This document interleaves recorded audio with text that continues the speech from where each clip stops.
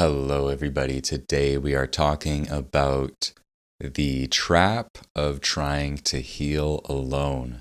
It's a trap that I've fallen into. It's a trap that I've seen many friends and acquaintances fall into, and it can lead some extremely grim places, which is why I want to talk about it today. I have had many friends get into this pattern, and I've gotten into it myself for years of having some kind of emotional or mental distress that they try to resolve by pulling away from connection and working on themselves. And that can be maybe helpful to a point, but what I've seen is, when we pull away from connection, and isolate ourselves, we're sometimes pulling away from some of the vital nutrients of human experience. And yeah, so I've had friends pull away, isolate themselves, work on themselves, and their mental wellness, their emotional wellness deteriorates. And so they figure that they better pull away more, isolate more, work on themselves more. And it turns into this loop of further isolation, further neuroticism, because they're just kind of attacking themselves in this pursuit of healing. And it can, just lead really grim places. I'm not an expert on this, but what I've seen around me is that mental illness can really thrive in isolation. And just like emotional unwellness can really thrive in isolation. And so when a person who's suffering isolates themselves further and further, they can start to feel like, why isn't this working? I must need to do more of my inner work. I must need to pull back more because nothing's working and I must be doing it wrong. It must be me that's the problem. And for myself, what happened with me is that I just became more isolated, worked on myself more, and I started to develop like a more neurotic relationship with myself over time. And I wasn't connecting to people, to humanity, to fun, to pleasure, to joy, to all these things that might have balanced my neuroticism out, balanced my whatever was kind of thriving in that isolation that wasn't healthy. I wasn't connecting enough to life to kind of discharge that, to ground myself, to get centered by the wisdom of the people and the world around me. And at a certain point, I finally kind of like humbly acknowledged that I am a fundamentally incomplete person. And that's not a bad thing. Maybe I'm one part of a puzzle of life, and I'm not meant to have all of the answers. I'm not meant to feel totally complete in isolation. Maybe I need to connect with friends, with fun, with art, with family, with love, with work, with all of these different parts of life in order to feel emotionally well and mentally healthy. I know that for myself, that seems to be the case. It's like I need to connect to this broad river of humanity, to this broad experience of life on all these different levels. And without that, it's easy to feel like there's something off because I'm simply not feeding some part of myself. And one of those things that I need to feed is time in solitude and introspection and contemplation. I probably need that more than the average person because that's kind of my nature. I'm a very solitary person.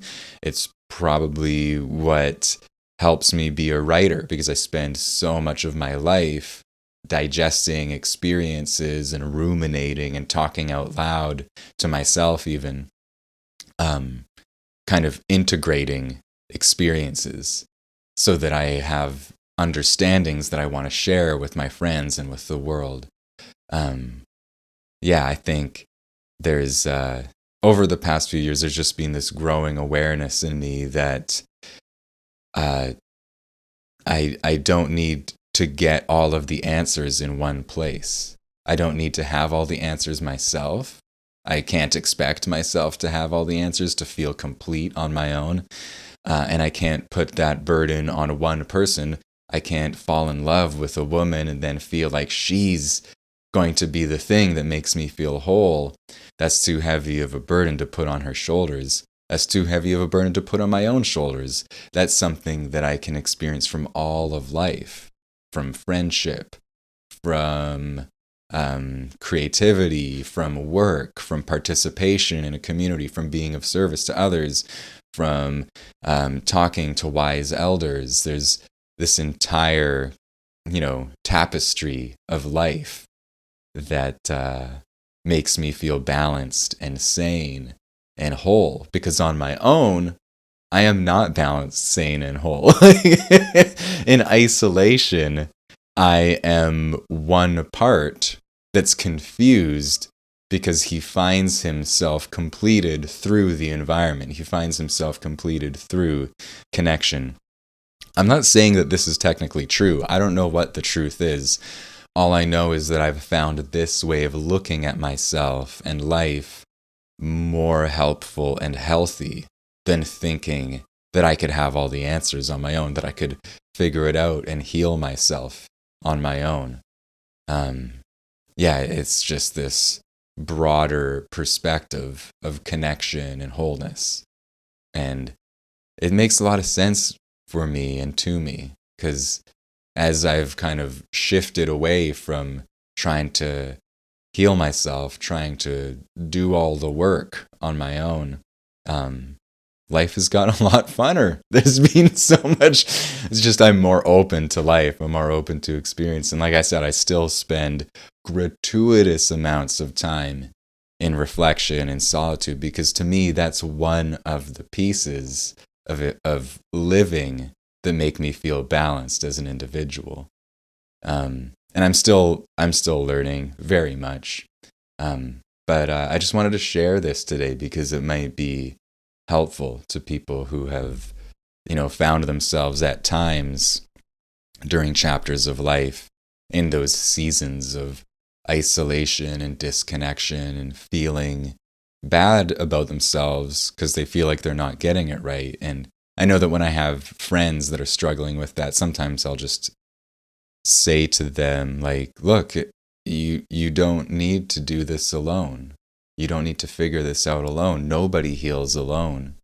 We heal when we're connecting to life in this broad way, when we're connecting to friends, work, creativity, fun, joy, pleasure, movement, nature. So many different things make us feel complete and sane and grounded as individuals. And if you're trying to figure it all out on yourself and feeling like a bad person because you can't figure it out, don't worry. That's normal. We're not meant to have all the answers ourselves.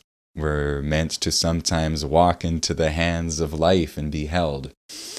And that's all I wanted to share today. I hope you enjoyed this. If you did, as always, there's a variety of ways you can let me know.